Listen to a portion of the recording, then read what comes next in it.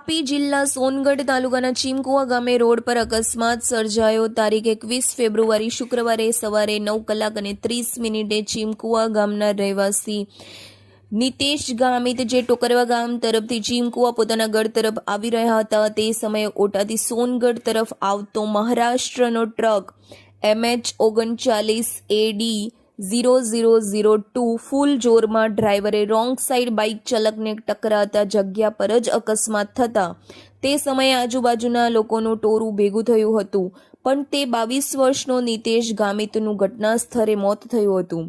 તે સમયે ત્યાંના સ્થાનિક લોકો ભેગા થયા હતા। એમની પાસેથી જાણવા મળ્યું કે સોનગઢથી ઓટા રોડ પર રેતી ભરેલા વાહનો અવરજવર બંધ કરાવવું જરૂરી છે અને ઘણા અંતરે સ્થાનીય પ્રશાસન દ્વારા બમ્પર મૂકવામાં આવે તો આવી ઘટના બીજી વાર બને નહીં।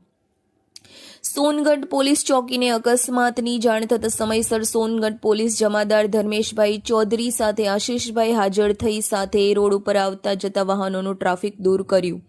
તરત ટ્રાફિક થયેલ રસ્તો ચાલુ કરવામાં આવ્યો। તે સમયે ત્યાંના રહેવાસી રાજેશભાઈ ગામિત પોતે પણ ટોરું દૂર કર્યું, સાથે અકસ્માત અંગે જણાવ્યું, તે સાંભળીએ। મારું નામ રાજેશભાઈ ગામિત, હું ચીમકાનો રહેવાસી છું। મારું ઘર જે સડકના બાજુમાં જ છે, પણ પાછલા ઘણા સમયથી મેં જોયું છે કે આ રોડ પર બેફામ ઓવરલોડ ગાડીઓ દોડે છે અને એના પાછળ વહીવટ તંત્રોએ હજુ પણ કંઈ કાર્યવાહી કર્યું નથી।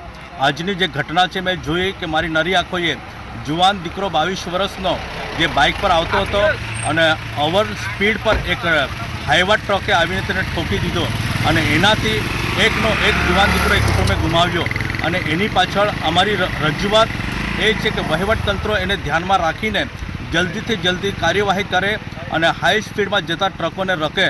ઓવરલોડ અને આવી રીતના રેતી અને કપચી ઘણા જ ભરીને ઓવરલોડ ટ્રકો જે છે નાસિકના મહારાષ્ટ્રની ગાડીઓ અહીંયાથી ચાલતી છે, એના માટે એ તંત્રો